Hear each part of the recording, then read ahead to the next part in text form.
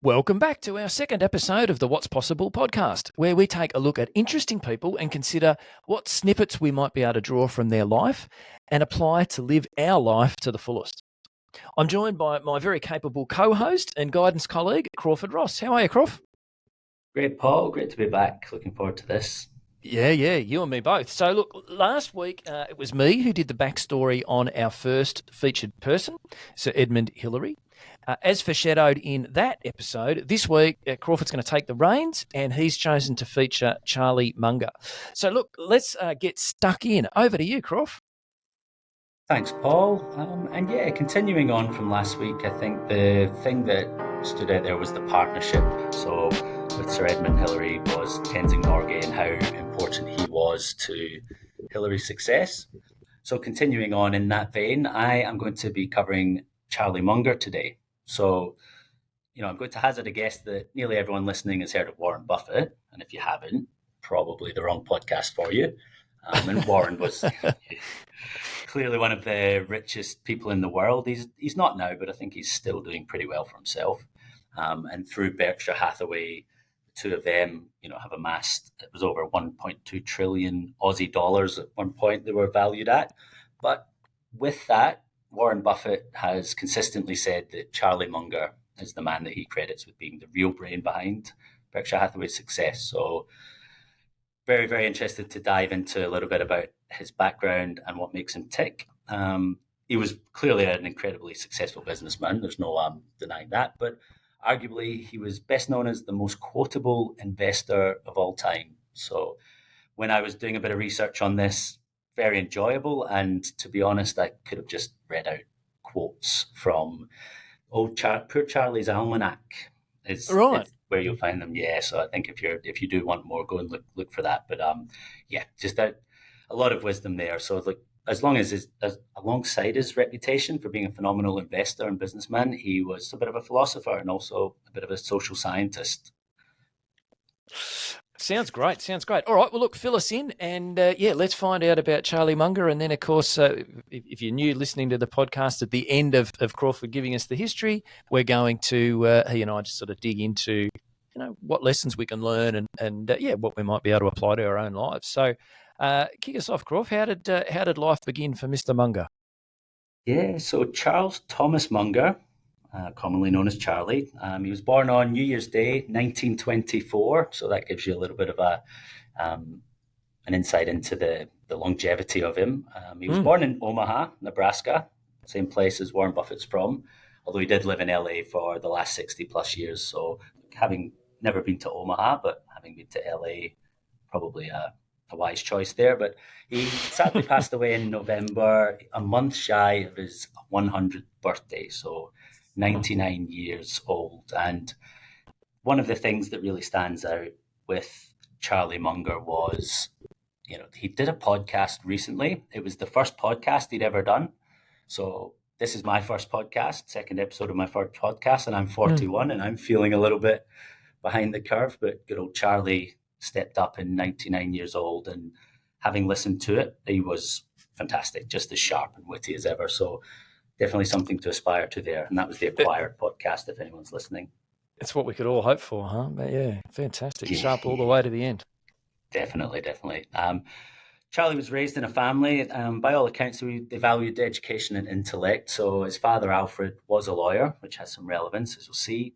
Charlie was a bit of a maths whiz at a young age, it seems. So he went to the University of Michigan at 17, studied maths, mostly because, in his words, when I was young, I could get an A in any mathematics course without doing any work at all. So if that's not a motivator for going to university and choosing your course, I don't know what is. But Second World War came along. He was in the US Army Air Corps, and he was trained as a meteorologist, interestingly enough.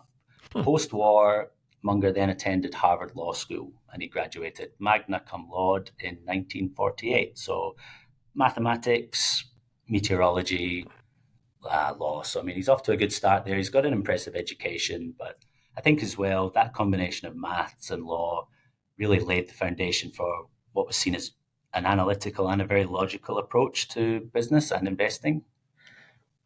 It certainly looks, or it sounds like it'd be a great combination and a great foundational set of skills, wouldn't it?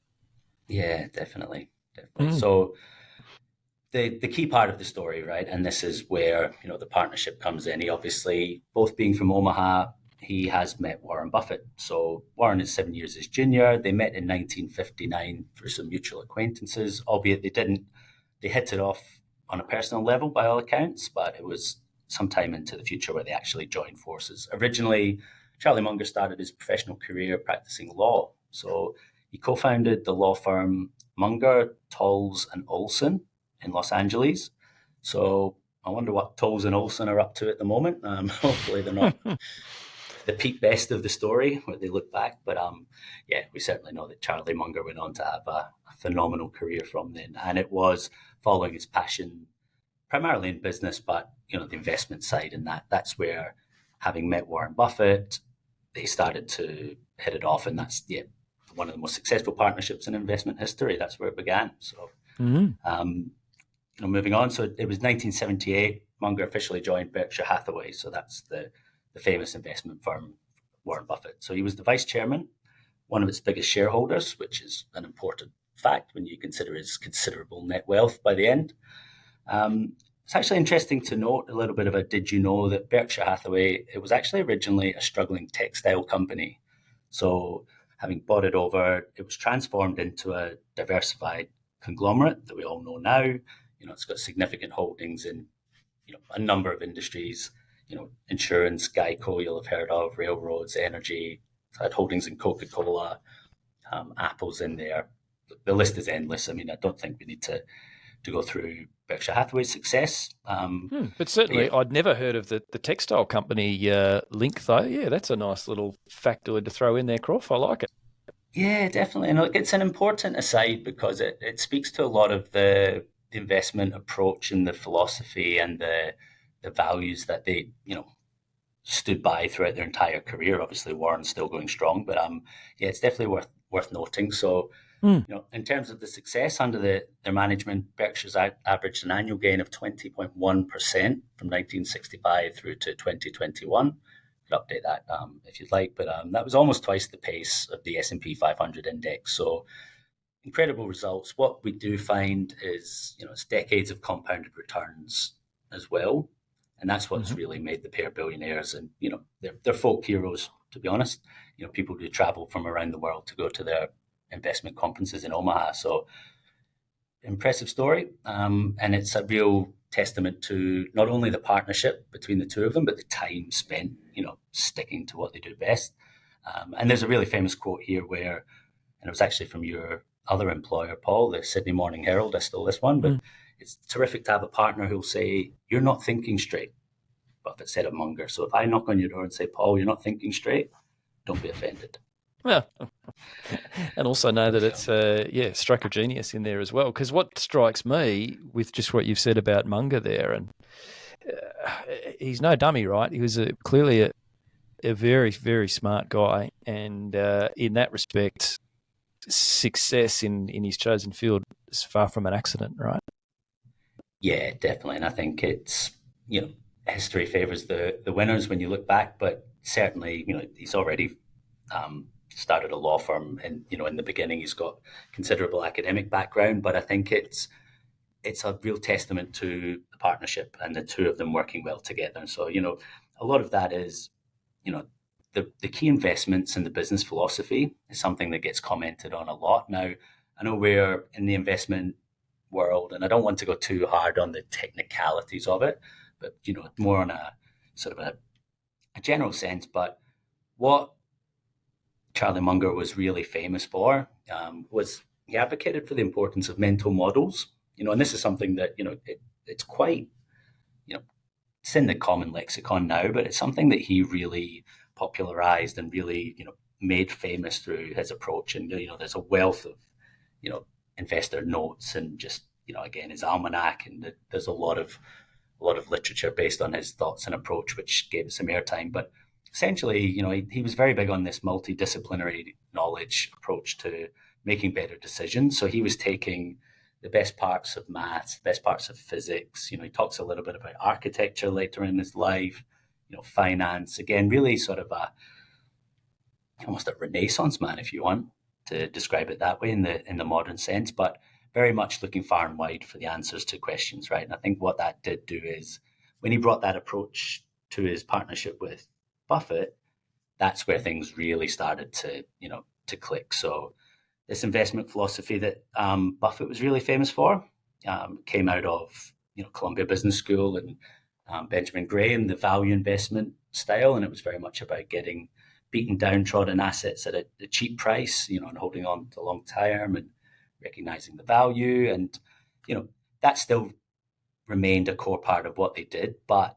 what Buffett really does credit Munger with is moving him away from what they called, it was a cigar butt style of investing, where you'd find fair companies, but they'd be really cheap, and you'd grab them, and then you'd get that value. But moving away to actually buying wonderful companies at a fair price. So it's that wonderful price for fair companies, wonderful companies for a fair price, and it might sound like a subtle difference, but in terms of investing and the strategic shift of their approach, it's huge. And a couple of podcasters that we listen to, Michael Batnick and Josh Brown, talk about it, and they really call it the unlock. And that's it's really just about how they recognize that Charlie Munger's insight helped Buffett shift that strategy. They refined it, and that separated them from the value investors of the day, because it was a common approach at that time. So, fast forward 60 years and the success speaks for itself, right? But there's a couple of things in that as well. Obviously, it's having the right style, the right approach, the execution of it. But there was a lot to be said about the values and staying true to what they believed in. And I think that's really, really important, right? So he was quite obviously, he wasn't a fan of Wall Street. And that might sound a little bit ironic to some people, but they were very big around, they were based in Omaha. They weren't based in New York. I know he lived in LA, but they weren't that typical chasing the hottest fad of the day. He talks about having been all the way through the 80s. So there's a lot of financial engineering, and you had Gordon Gekko types. He's had some pretty strong and unfavorable views on crypto. We're going to not go down that path. But what it really spoke to was just big on their core beliefs. They had a really strong set of values, and it was consistency. They just stuck with that over the long run. So a little bit of great advice that I think he spoke about in an interview in 2012, one of his many quotes, and one that I think is very relevant for us and our clients, right, is when he's talking about a good investment, if it's got a really high commission on it, don't bother looking at it.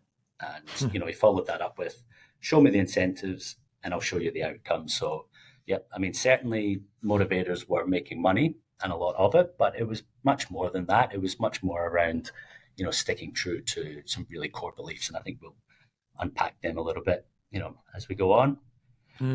Just before you move on, the element that you touched on there about moving away from value investing having to be about finding a company that had a beaten down price, and rather thinking about, let's just buy quality businesses at a fair price. Let's not look for a bargain, but let's look for a good business at a fair price.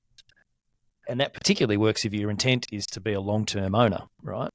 That's super interesting, I think, because the value approach, even more so today, but certainly throughout the 60 years that these guys operated, it just, the opportunities there failed. And frankly, the best opportunities, in the modern day sense, your Apples, Microsoft, Amazons, those sort of businesses, they were never really beaten down prices. Maybe there might be some brief periods, perhaps in the dot-com period or something. But for the most part, as you mentioned earlier, Apple's a big exposure of Berkshire Hathaway.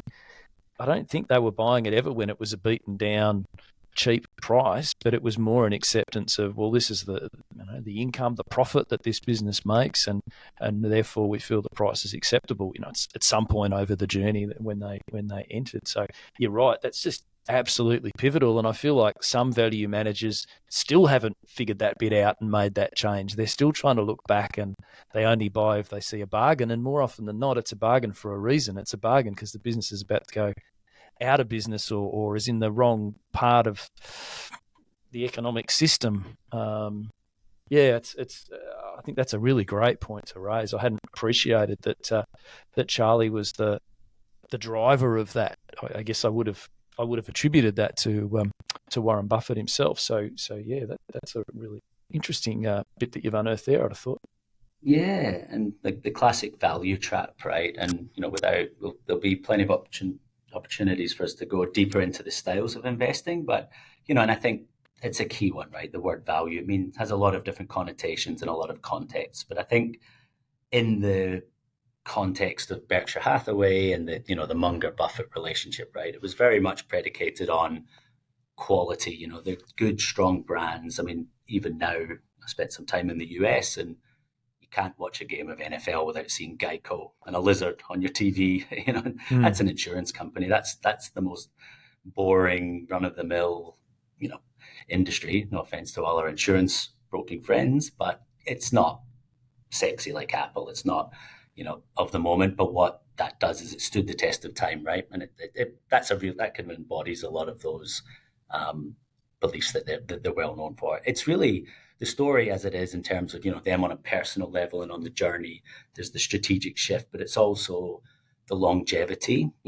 It's a lot of people have probably seen it on the LinkedIn's of the world and various things where how much Warren Buffett specifically, right, his net wealth, the compounding effect, it was only in the latter stages of his, life and career where that really, really started to take off, right? And it's as much a story about, sticking true to your beliefs and your guns and, the power of compounding. So yeah, there's a lot in there. And again, we could probably have a whole a whole couple of hours just talking about Berkshire Hathaway and, the wisdom of Charlie and Warren. But yeah, definitely taking it back to the what's possible and more on the personal level, right?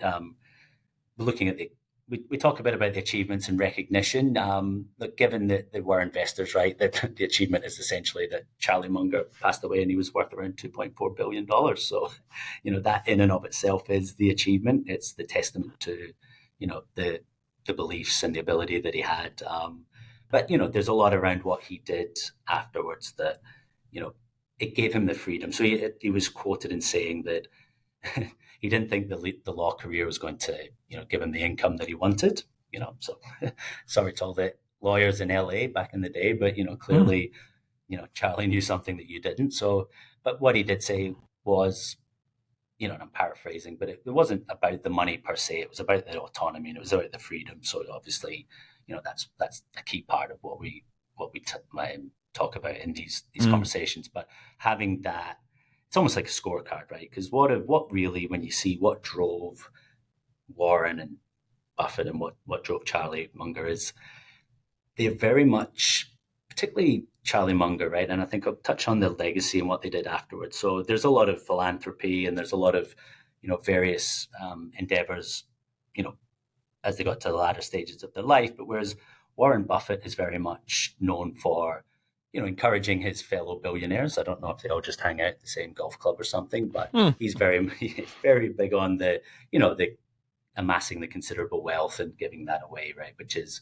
quite a common feature, particularly in, parts of American society that I don't know if you and I have been in there, Paul, but it's certainly one that you hear. But it was more so what you see from Charlie Munger was he was a classic capitalist, right? Now, that was, obviously, given his line of work, it pays to be a capitalist, right? But it was more in that traditional sense where he was very ethically driven. He'd spent a lot of time, promoting the need for government oversight of the financial system, right? Now, that's not the typical behavior of a hedge fund manager and a Wall Street type, right? Yeah. No offense to those who are, but it speaks to a lot of what that he was consistent out throughout, right?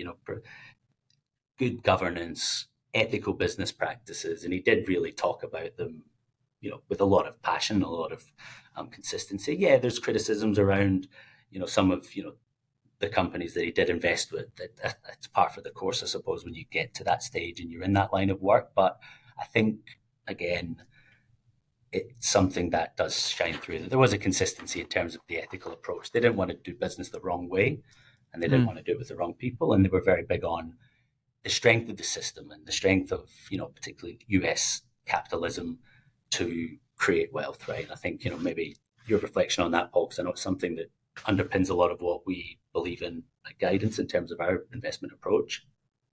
Yeah, and particularly I think, well, I did a financial autonomy episode on this just in the last week or so around, well, the the notable outperformance of the US stock market relative to other stock markets around the world. And a key conclusion I had there was that in part that's just because the US system, it celebrates business success, and there's certainly no tall poppy type syndrome.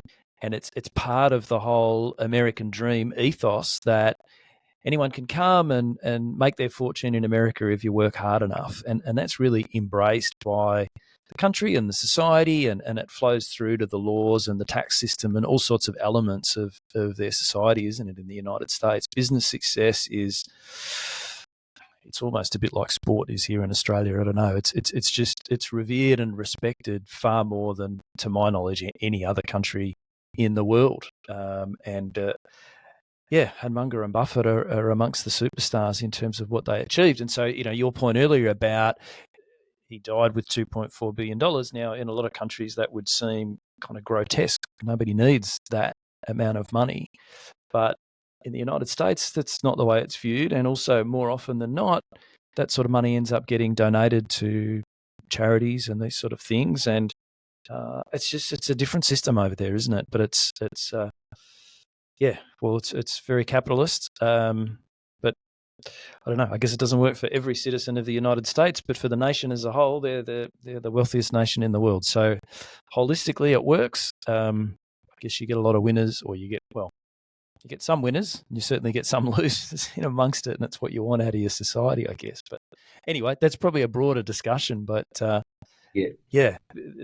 success of these two really it links up very much with that whole American approach, American dream type train of thought, I'd have thought. Yeah, definitely. And I think that's probably the key thing. And I think that's why, he is so enduring and he is so revered, right? Is whatever your beliefs are and whatever your sort of political opinions are, he always came at it from, a general level of, there's an ethical underpinning and a level of fairness, which isn't as common in that type of with that much money behind you, right? So, that's it. Thinking about fairness, but then accumulates $2.4 billion, which, if you had fairness in terms of distribution of wealth, it doesn't make sense, does it? But somehow, certainly in America, people can keep those two concepts, run them in parallel in their brain, and somehow or other, it does make sense. So yeah, it's interesting. But sorry, Corf, I interrupted you there. Go for it. Not at all. Like, and again, it's given the position they play, like in our industry, in terms of the investment side of things. But I think, and what they have done through the brands that they've owned and grown, they do touch a lot of people's lives, right? So there's so many different avenues we could take that.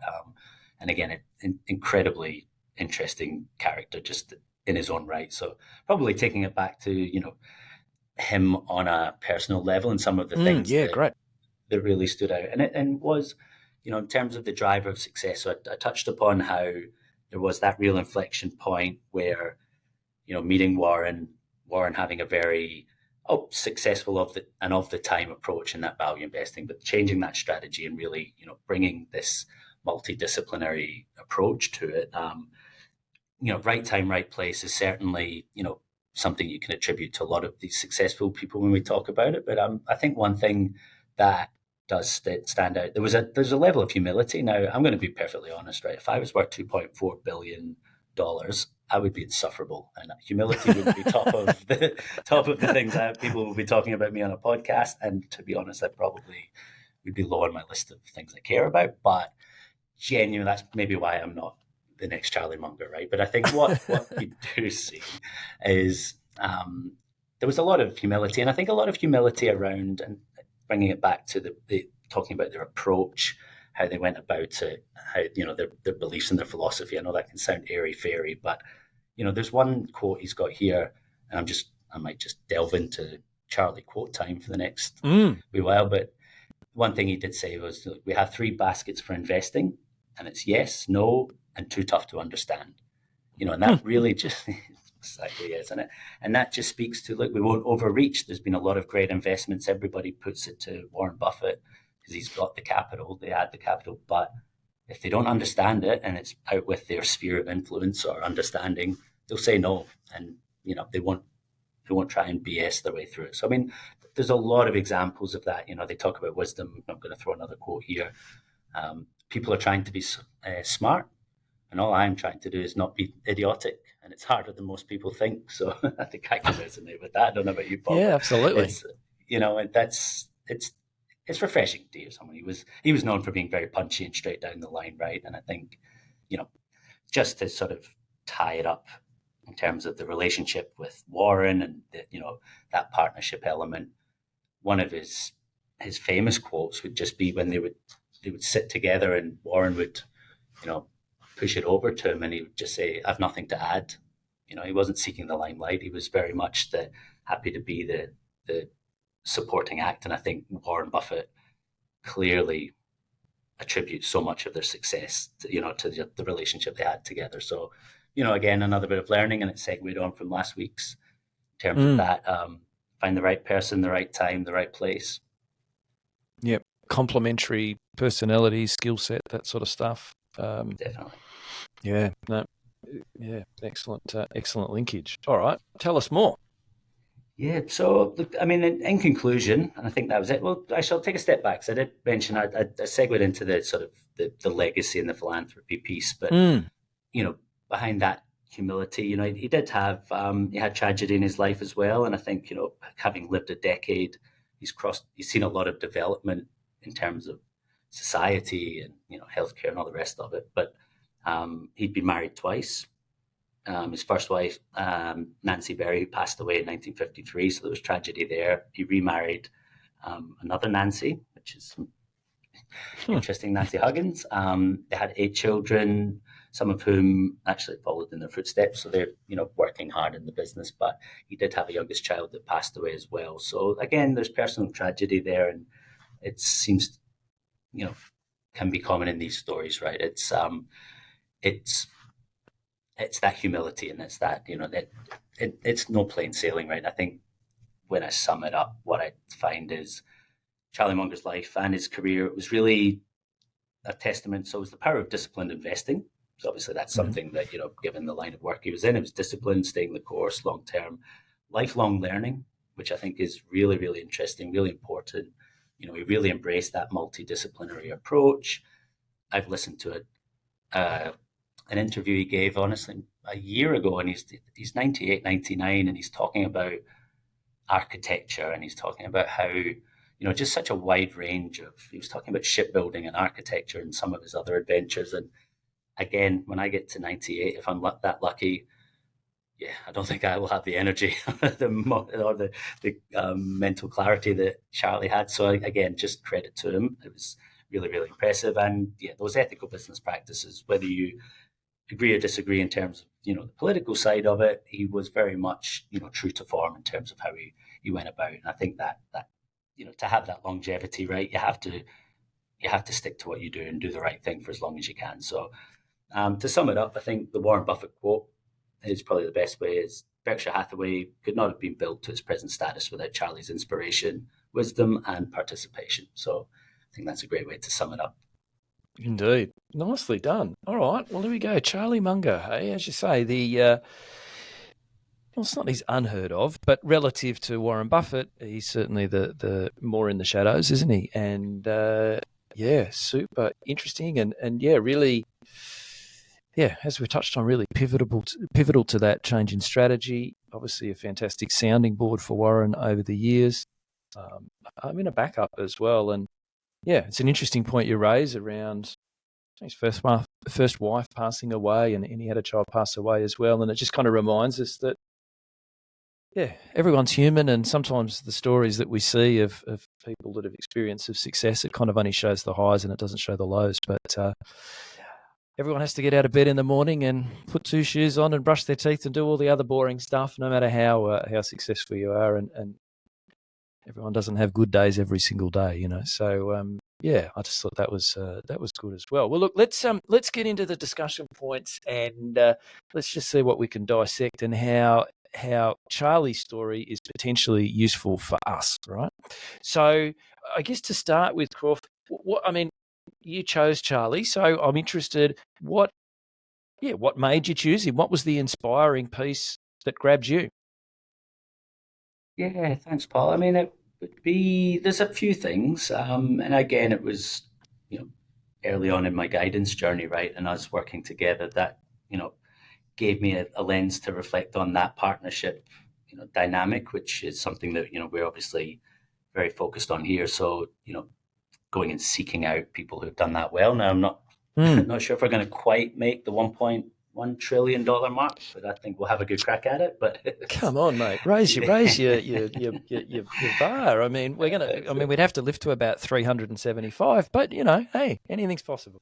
That's it. I think our pricing model's too fair for that. But like it's, but it's certainly like it's inspirational in terms of on a few levels, right? Because it wasn't an overnight success. They've done a lot and they've done it together. And again, you know, you're looking in the rearview mirror for a 99-year-old, and I think Warren's 92-year-old. So it looks great, marking the homework now. But again, it was that long lead time. It was that power of compounding that over time, and that alongside a lot of on a personal level, I love his approach to just the constant learning. You know, I think that's something that is it's quite inspiring, right, for a lot of things. I think he's got a quote here. Again, I've just got a list of quotes, so excuse me if I just start reading from his almanac. But his kids, they would just laugh at him and think he was a book with a couple of legs sticking out, right? And it's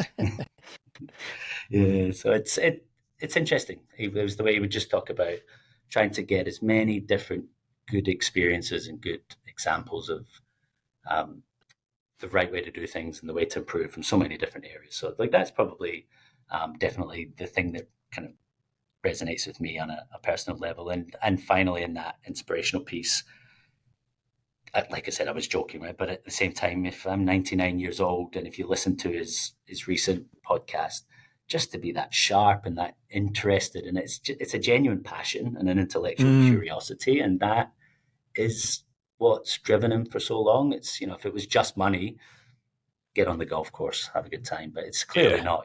He speaks with a real interest in just like the companies, the people, the economy. So yeah, really, really inspirational from that sense. And I do encourage anyone to go and have a listen and just have a read of some of his quotes and his interviews, because he is very, very entertaining. So that, just for people, if they wanted to have a listen to that last podcast that he was on, did you say that was on the Acquired podcast? Is that right? It was, yeah. Which is a great podcast. I've mentioned that in Gaining Choice in past weeks. So yeah, check that out, because I must admit I haven't listened to that podcast. I've listened to Acquired, but not that specific episode. So I'll have to go back there. You touched on intellectual curiosity. I mean, that often comes up as a sort of a success attribute, I suppose, like for people generally. And so, yeah, perhaps not surprising that it comes up there, but he's a great example of like a lived example rather than it just being theoretical. But yeah, people that have that curiosity and an inclination to want to learn about stuff and a whole variety of different topics and not necessarily have to stick with one lane.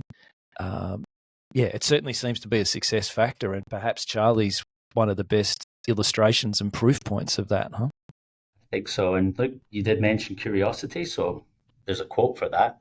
Of course there is. Go for it. Yeah. So if you're going to live a long time, you have to keep learning. And what you formerly knew is not enough. So if you don't adapt, you're like a one-legged man in an ass-kicking contest. So I like it. Yeah. Barriers. What barriers did Charlie have to overcome, would you say?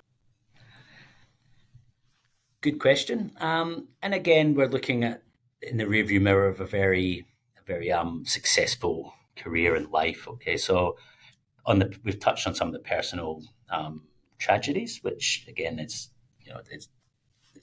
is in of itself. But I think a little bit of my own lens on it. But speaking a lot about staying consistent and true to the philosophies, and why that's a barrier and why it's something to overcome is being in that investment field, being in that sort of space, seeing how much change, right? So there's a lot, the decades of change, they've lived through it all. they've lived through the 80s. I mentioned the Gordon Gekko, leverage buyout type, financial engineering. They would have had incredible amounts of pressure to change the way they approach their investments, the way they approach their business. And I think, I don't know if so much of a barrier, but it's more when they talk about it, and it's a challenge, it's an ongoing challenge that Charlie Munger in particular has been really, really big about addressing, and it's a part of his philosophy, and it's a part of a lot of the writing about him, because he really talks about biases, right? And that's why I mention it as a barrier. I'm personally really interested in the behavioral economics and the behavioral finance of a lot of what we do. I know you've spoken a lot about it on the podcast before, but those biases, they're inherent in us all, but it's been able to overcome them as barriers, see them as challenges. He's again, without going into a whole another hour of talking about the wisdom of Charlie Munger, but yeah, overcoming those barriers and again, staying consistent to how they view their investment philosophies, the opportunities that they did pursue, the opportunities that they didn't pursue, just as important. And yeah, they stayed consistent. So yeah, definitely something that we can all reflect on, I think, in terms of our daily lives. And we've touched on the curiosity element. Do you think there's any other ways that Charlie thought differently to you and me and average Joe on the street? Yeah, definitely. I mean, whether he thought differently or whether he was just better at it. Yeah, he was obviously maybe both. I mean, he was very, pretty good at what he did. He went to Harvard Law School, for instance, and business school. But essentially, yeah, again, as I touched on it, right, he wasn't narrow. He wasn't a finance person in a finance field, just, narrowly focused, particularly with a maths background, right? It would have been quite easy to sort of follow that bias and be very overly analytical at the expense of maybe some of the behavioral and human side of what they did. But over that long period of time, I think the reflection of how he speaks about it, it's clear that, talking about that mental model approach that he really, was one that, an exponent of, he really sort of made famous in a lot of circles. It was exactly that, having that approach to, taking that variety of different models, borrowing them from lots of different disciplines, so psychology, physics, maths, and the way they evaluated investment opportunities.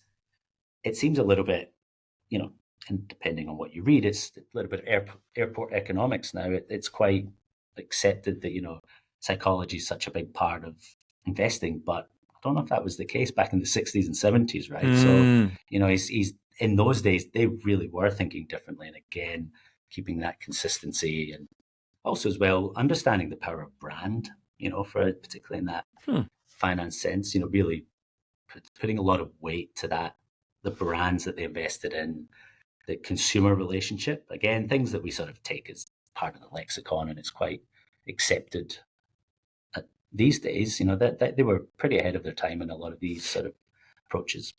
But that's an interesting point you raise, right? Because the Berkshire Hathaway brand, I mean, it's well known today, but I would think certainly globally would only be kind of known in the last particularly 10 years, maybe 20 years, and the business went for 60 odd years. So their particular business didn't have much of a brand or a profile. Well, correct me if I'm wrong, but that's my impression. But to your point, that wasn't so much the interest, it was the businesses that they invested in, perhaps Coca-Cola exemplifying that the best. Yep. They were looking to invest in businesses that had strong brands without necessarily feeling the need to have a strong brand themselves. Would that be accurate, do you think? Yeah, absolutely. Yeah. Again, I don't think they set out for, it said the money was a driver, but not necessarily in I want to get rich, I want to be a superstar, right? Money is, and again, it's a scoreboard. It is, yeah, exactly right. And it's more about a mechanism for them to, actively get involved in the things that they want to pursue, right? Not, again, using that capitalist approach to it. The brands, in so much as the consumer, a lot of consumer-facing companies that they did invest in. See's chocolate, which I don't think would be well known over here, but it's pretty well loved and famous over in the US, and it's a 100-year company, right? Again, so a lot of this talk about that longevity. We're talking about a 99-year-old. We're talking about 99-year companies. We're talking about brands like Coca-Cola, Geico, they're long-term overnight successes, right? Yeah. We know them so, so well now, but they've stuck the test of time. And I think that's what I mean by that is, really placing a lot of value on the things that are valuable. That sounds a little bit strange, but well, another way to kind of express that is sometimes there's a train of thought when people are thinking about share market investment that the aim is we buy the shares for $100 and we hope to sell them for $200. But the alternative is we buy a share in a business and then as the owners, we get a portion of their profits for as long as we own it. And if we should happen to own it for 50 years, that can be a pretty good profit income stream. And maybe it never gets sold, right? And we just own a good business. We enjoy the share of the profits. The business, of course, reinvests some of those profits back into the business so it keeps up with the times and things as it must. But if we get it right, there doesn't need to be an exit point and a capital gain, for want of a better word. It could just be, let's just be an owner. Let's buy a good business and own it. And it feels to me like that was a key part of what Charlie and Warren sort of cottoned onto that I don't know, I'd be interested in your thoughts there, Crawford. Maybe that was something that was more embraced in the past and is less embraced today, or would you read it that way? Yeah, it's a really, really good point. It's a really good observation because I think it is something that Berkshire Hathaway are known for, and it becomes a self-reinforcing, part of the success story, right? Because the success that they had, the capital that they generated, it allowed them to be, powerful owners, strong, successful owners, right? And that gave them opportunities to buy businesses. But to your point, it was always, having, looked at the history of Berkshire and the way they approached it, they were long-term investors, right? Exactly that. They weren't taking, to use a kind of a crude term, the hedge fund approach. It wasn't short-term buying and selling to try and, capture a price move. It was long-term investing, holding, increasing, because ownership, they're taking ownership stakes in these businesses. They're actually running these businesses. They are, a conglomerate in, the sort of traditional sense of the world. So they are a very unique beast, if you will, Berkshire, in terms of their part investment fund, part conglomerate. There's ownership, there's investment. So it's an interesting one in that respect. But it really sort of talks to that long-term ownership mentality, right? They buy businesses that, they want to buy them for a good price and when the time's right, but the point being that they see the value, they see the the quality of the assets, and they see them as assets, and they own them and they hold them and they run them for those long periods of time. So that's a good point you make, and I think it's a huge part of the success. So. Of both of them. What do you think? I mean, we've already said that money was the scoreboard rather than the motivation, it would seem, and there's evidence of that in all sorts of places. But they didn't go and spend their money buying a football team or something. So that in part points that way. What would you, from the research that you've done, what's your sense of what did motivate Munger? Yeah, and I think I touched upon it right at the heart of it. There's an intellectual curiosity. I think that's really what comes through it all. And again, it's the amount of reading, the amount of quotes, the amount of just the fact that he was still doing it right up until 99. And if you listen to him talk, just the genuine interest he has in the world around him, and the linkages, again, the system of we talk about it from an American capitalistic viewpoint, but just society as a whole, right? He was very much I wonder if you could call it that systems thinking is a little bit more of the modern terminology at the moment, but it's he was just an interesting guy. He just kept learning, kept going. He was well known as being a very good dinner party host who was just very much, there is one quote, actually I can't see it in front of me, but it was pretty much that it was one of the biggest things you should be doing is teaching other people. And I think that's really, at the heart of it, that valued the learning, valued it from the opportunities that gave him in his life and his career, but also then being able to give that back in quite a self-fulfilling way. So in his own way, very much, very much gave a lot back. Maybe, some might argue could have paid more tax, but that's another conversation for I guess another time. If he donates the bulk of it at the end, it's the same, I guess, in a lot of ways. Yeah, that's a personal driver. Yeah, he's definitely. Yeah. But I guess I wonder, and you touched on this earlier, but it sounds like part of the motivation to have that freedom and autonomy to be able to follow stuff that interests you and not do a 9-to-5 job. Maybe in his potential career as a lawyer that he could have pursued, maybe he came to recognise that he'd perhaps be at the beck and call of his clients and maybe not be able to pursue the things that he finds curious and interesting, whereas perhaps the career that he chose to pursue gave him more freedom. You can imagine if they're evaluating a potential investment in a business in an area that they know nothing about, it's not hard to imagine Charlie Munger really getting into the weeds, and a lot of this would have been pre-internet stuff and doing a lot of reading and a lot of, because I know they invested in railroads, as you say, insurance is their biggest investment, but it's not hard to imagine him just immersing himself in these industries and considering, well, is this a good investment? Is this a space we want to be? What you talk about brand and competitive advantage, all sorts of stuff. Someone who's naturally curious, you could understand wanting to pursue a career or being motivated by a career that enables them to sort of express that and I guess be rewarded for that natural curiosity. So, anyway, it's certainly an interesting guy, and he certainly seems to have found, or as is sort of attested by the ultimate success that he had, but he certainly seems to have found an area that aligns well with his skills. Do you think there was any core values that contributed to his success?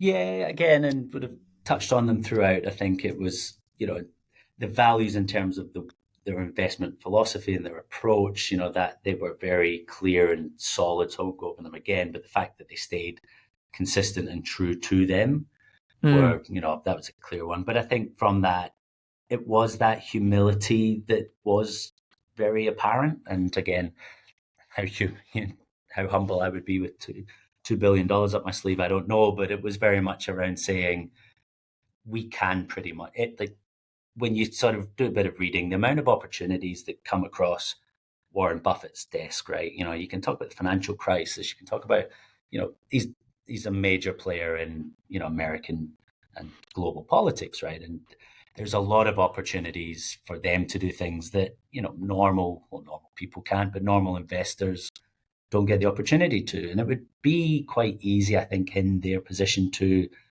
just start, believing their own hype a little bit and getting into the next big thing and going into areas that, they just don't. And again, the yes, no, too tough to understand. The humility to say it might be a great investment, but it's not for us because we don't know what we're doing. So I think that humility and that, reverence for intellect and like intelligence and knowledge, but also the humility to know that when you know what you don't know is probably the one that stands out. Wouldn't it be fascinating, particularly on a live basis, to see what's in the bucket of too hard for us to understand? Because these guys are no dummies. So if it's too hard for them to understand, then the chances of you or I understanding it, Crawford, in fact, the greater risk would be that we think we understand it and we don't know what we don't know. And these guys are smart enough to realize, hang on, there's a whole bunch of blind spots here. But wow, it would be informative to know, what was in that bucket of too hard for us to understand. Because man, if they can't understand it, what hope for the rest of us? We better try and bring this episode into land, I think. So let's two final questions. Of course, we've got to make sure we get to a repeatability score. But before we do that, let's just talk about the finances, or as best we can. How did they make it happen financially? I guess did either of them inherit a fortune or have rich parents or whatever? Start with millions from day one. What did you glean from your research on that piece? Yeah, certainly. And look, I'm making some assumptions here because, to be honest, I spent more time just reading his quotes, a little bit of the history about Charlie himself. But again, with some assumptions, he has come from an educated, background. He's gone to some top class universities. He's been to Harvard. He had a successful legal career. So I mean, in terms of him having a level of autonomy in terms of what he was doing and pursuing opportunities, I'm making assumption there that he had a bit of freedom to go out and take the right opportunity at the right time when it presented itself, which was through that relationship with Warren Buffett. The Warren Buffett story then and the Berkshire Hathaway story is one for another time. But again, he was obviously a very active investor and successful to a point when they came. It was obviously an inflection point. Is it the sliding doors moment? Can do a little bit more research on that. But I mean, certainly he was a successful investor in his own right. But Okay. It was the combination of the two. They were still very much, products of their own success. And I think that's it. They weren't inheriting a fortune that they were then, managing. They were certainly building it up over that long term. And again, I've spoken about that compounding. That is quite common, does the rounds, but you'll see that. I think it's very much when we talk about the financial aspect of it, because we've got to talk about it through the lens of the richest men, biggest investment vehicle in the world at one point. Yeah, absolutely. That didn't happen overnight. So I think it's more around that long-term, consistent success, but also that their attitude to risk. And again, without getting too deep in the weeds of methodologies, that's for another time. I think it was, there was a conservatism about it. There was a really strong awareness of the risk and the, making considered decisions over a long period of time and sticking to it. And that's it. So the financial rewards have been there, but they didn't necessarily start off with them and they didn't come overnight, certainly. So no. So a couple of things I draw from that. I mean, you touched on risks. Yes, they didn't take silly risks, but also they did take risks. I mean, if they'd been conservative and kept all their money in the bank, they certainly wouldn't have the wealth that they do. So taking risks is important. It's just taking smart risks. But also, I mean, the compounding, the long-term element, we've touched on that. I think that's pretty well known. And certainly that is something that we can all apply. And our superannuation in particular is a great vehicle for that because, of course, we can't touch it for 40-odd years. But the other thing that you sort of touched on there a little bit with Munger is before that he teamed up with Warren, he was already a successful investor and obviously had some money because he came in, as you said, he was one of the biggest investors in Berkshire Hathaway. Now, perhaps he earned some shares, part of a bonus, who's to know? But I'm guessing that maybe there was a financial contribution on the way in, or in some way he had some resources that he could tip into the bucket. I mean, in your research, did that crop up anywhere, do you know?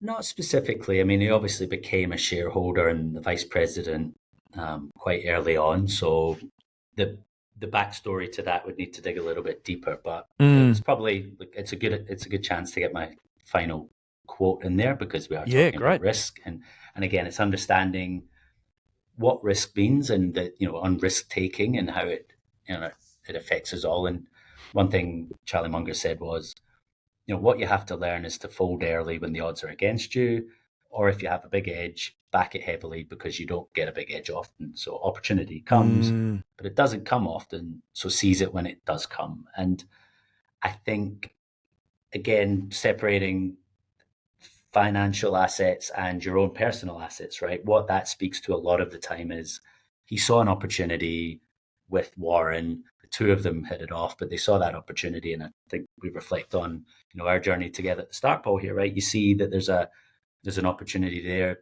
Go all in. That might be in your career. That might be in a relationship. That might be in, we're not advocating for putting all the chips on the table in a financial sense, but what you find is these entrepreneurs take this level of risk in a personal sense. Now, what that means for us as financial managers and as, everyday Australians with superannuation is we get the benefit of their risk taking, right? Because that flows through in asset values and it flows through in Berkshire Hathaway shares, and majority of us will have them somewhere in a superannuation fund. We are the benefit of that. But that risk taking concept, right? It's like, don't take unnecessary risks. Be very measured and considered and educate yourself as much as you can. But if a good chance comes along, jump on it, take it. Grab it. Yeah. Good stuff. Excellent summary and education piece on Charlie Munger, Crawford. So Final piece of the episode, as the intention is it will be every What's Possible episode, is a repeatability score. So Charlie's done this amazing thing, but he's dead now, sadly, and it's a while ago since he did a lot of what he did. So here we are in 2024. How repeatable do you think is what Charlie Munger achieved for us today? Yeah, so I mean, in absolute terms, there's probably a minus 2.4 billion chance that any of us are going to repeat what he what he achieved. But I don't think that's really not the lens we're looking at it, right? I think in relative terms, right, and just to that last point I spoke about, I'm going to say a 7. And I'm going to say that it's high, but it's certainly not easy. And again, a lot of these you're looking at it through the lens of successful people, and there's a lot of people who have been probably just as smart and smarter, and have just found themselves at the wrong place and the wrong side of history. So he has said this. I won't give you another quote, but he certainly talks about he recognizes being at the right place in the right time, and that there's a lot of fortune that goes with success, and I think that's part of that humility that does come through. But certainly in terms of following your passion, the education piece, the curiosity piece, right? That's within all of us. We're all different in terms of what those passions and curiosity align with, but if you have them, if you're true to those values and you really articulate them and you stick with them, then the opportunity to build a successful business, the opportunity to do things the right way and for a long period of time, and have the patience to let that compounding effect take over, then that is available to us all. So there is a 7. It's not easy. A lot of right place, right time, the right partner, for instance, but definitely, a lot of us will do it. A lot of our clients do it. So. All right, a 7 from you. Well, look, I landed on a 7 as well. You might recall last week or last episode with Edmund Hillary, I went a 6, but I went a 7 with this one. I mean, I don't think from a magnitude point of view, look, it's pretty difficult, but I guess if you started young enough, you couldn't say it's impossible. I mean, Elon Musk is probably worth more, and so presumably it'll be repeated again in the future, but certainly the magnitude is challenging. But to the points you raised there, the basic approaches, being patient, the power of compounding, investing for a really long time, not looking for sort of quick sugar hits and gimmicky type opportunities, but really being thoughtful, choosing good opportunities, sticking with it.